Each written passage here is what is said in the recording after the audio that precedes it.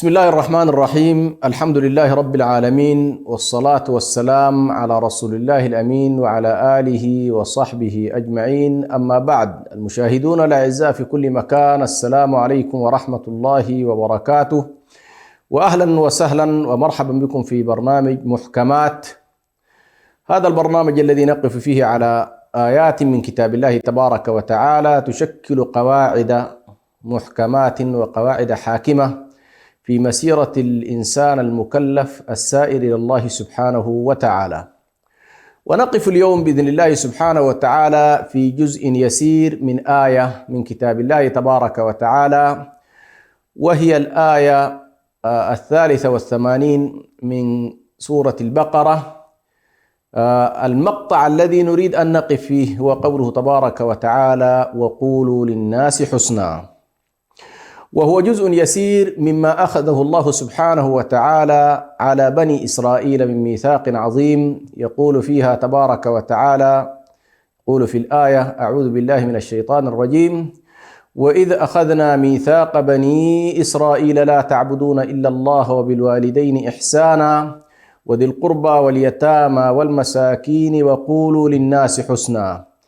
هذه الآية في كتاب الله سبحانه وتعالى أخذ الله تبارك وتعالى الميثاق على بني إسرائيل، وهي منظومة القيم، منظومة الأحكام، منظومة التشريعات، منظومة العقائد التي أخذها الله سبحانه وتعالى على بني إسرائيل، وهو الإحسان إلى الله بعبادته، والإحسان إلى الخلق بالتواصل والتراحم والقول الحسن معهم.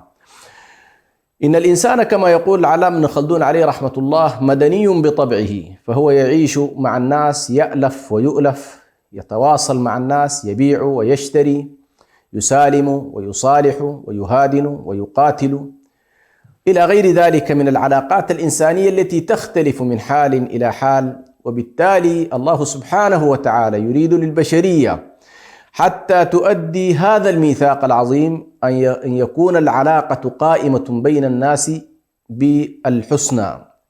أمرنا أن نتعامل بالتي هي أحسن. ولئن كانت هذه الآية وردت في سياق الحديث عن بني إسرائيل، إلا أنها أيضا هي واردة في سياق مكي، ونحن نعلم أن السياق المكي عموما وردت فيه كثير من القضايا التي تعتبر أصول التشريع بالنسبة للمسلمين.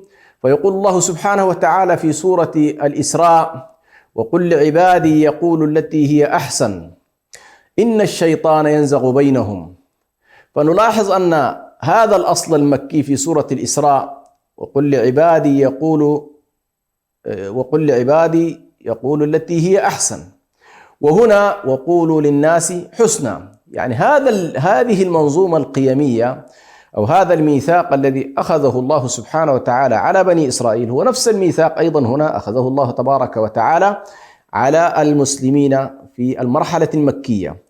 ونلاحظ أن هذه المسألة، مسألة الإحسان إلى الخلق، إحسان القول، إحسان الفعل، إحسان التصورات، هذه من المسائل المهمة جدا التي ربما نجد كتاب الله سبحانه وتعالى حافل بها في كثير من المواطن. فالله عز وجل يشير إلى قوله تبارك وتعالى: هل جزاء الإحسان إلا الإحسان، ويشير كذلك: وأحسنوا إن الله يحب المحسنين. ويقول الله تبارك وتعالى: إن الله مع الذين اتقوا والذين هم محسنون. ففكرة الإحسان هي كمال دين الله تبارك وتعالى، كما جاء ذلك في حديث جبريل عليه السلام عن النبي صلى الله عليه وسلم عندما جاء يسأل النبي صلى الله عليه وسلم: ما الإسلام، ما الإيمان، ما الإحسان؟ فكان تعريف النبي صلى الله عليه وسلم للإحسان أن تعبد الله كأنك تراه، فإن لم تكن تراه فإنه يراك. وهذا هو التعريف على كل الذي تلقاه النبي صلى الله عليه وسلم عن جبريل. وبالتالي الإحسان هنا هو أفضل درجات القول: وقولوا للناس حسنا، وفي قراءة: وقولوا للناس حسنا. فسواء كان الحسن هنا حسن في ظواهر الألفاظ ومخرجات المفردات التي يعبر بها الإنسان في حياته مع الناس، أو كان ذلك في مضمون ما يتم التعبير عنه بأن يكون خيرا.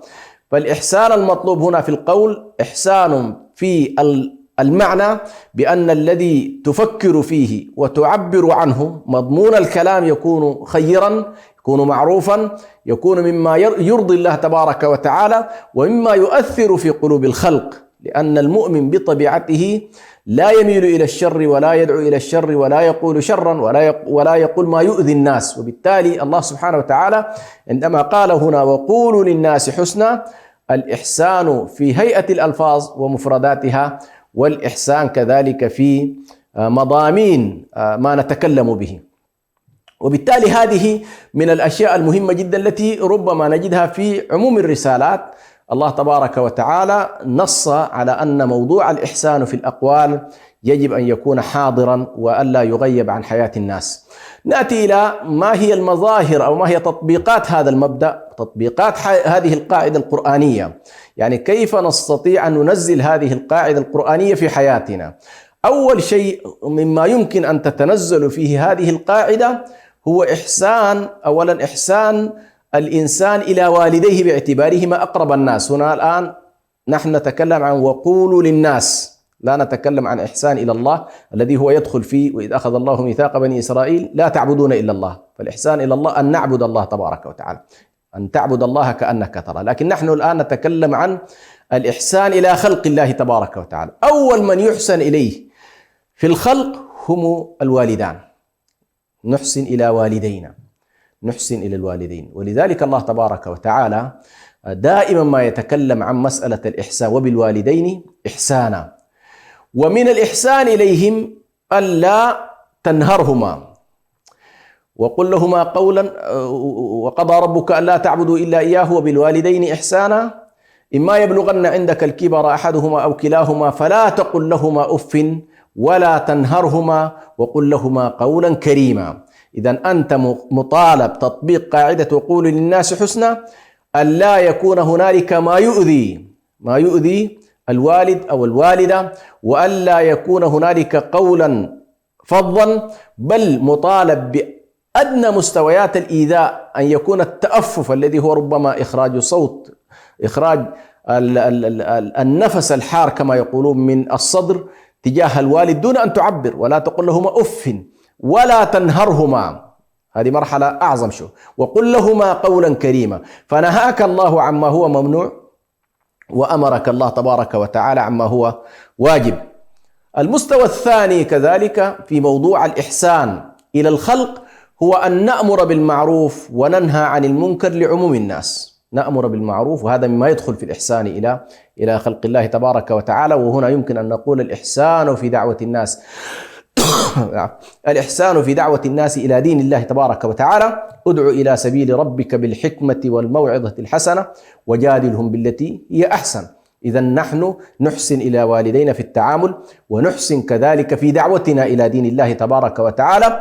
وهنا نلاحظ أن الله تبارك وتعالى يأمرنا بأن يكون التناصح والأمر بالمعروف والنهي عن المنكر في صيغته خير. بطبيعة الحال كل معروف خير وكل منكر شر، فأنت مطالب هذا الخير أن تصيغه بشكل طيب يستطيع أن يتقبله الناس، وألا تكون فظا في ألفاظك، فظا في تصرفاتك، كما قال الله تبارك وتعالى لرسوله عليه الصلاة والسلام: ولو كنت فظا غليظ القلب لانفضوا من حولك فاعف عنهم واستغفر لهم وشاورهم في الأمر.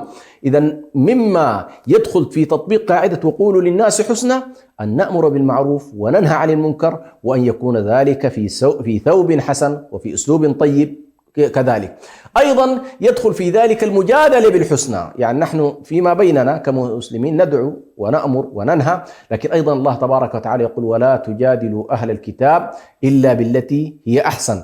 فأيضا عندما تدخل في مرحلة المجادلة مع الآخرين أيضا يجب أن يكون ذلك بالحسنى، وإن كان هنالك استثناء طبعا في هذه الآية، لكن الأصل هو أنك تدعو إلى الله تبارك وتعالى بالمعروف وتنهى كذلك عن المنكر في صيغة حسنة. ومما يدخل في تطبيقات هذه القاعدة كذلك لا يكون هنالك فظاظة في رد السائلين، أيا كان هذا السائل، سواء الذي يسأل الناس حاجات معينة من أموال، من طعام، من غيرها، أو كان الذي يتلقى علما يريد أن يسأل عالم فيسأله سؤالا. الله تبارك وتعالى يقول: وقولوا للناس حسنا.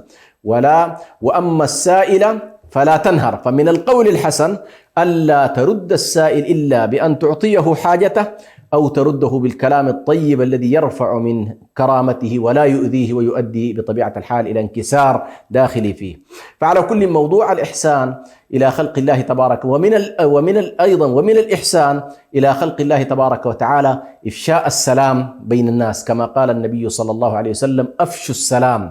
وإفشاء السلام فيه أشياء كثيرة جدا نص عليها النبي صلى الله عليه وسلم بأن فشو السلام يؤدي إلى علو، يعني كلما أفشى الإنسان السلام يؤدي إلى العلو، يؤدي إلى الرفعة، يؤدي إلى التكافل المجتمعي، يؤدي إلى التعارف المقصود شرعا في كتاب الله تبارك وتعالى: وجعلناكم شعوبا وقبائل لتعارفوا.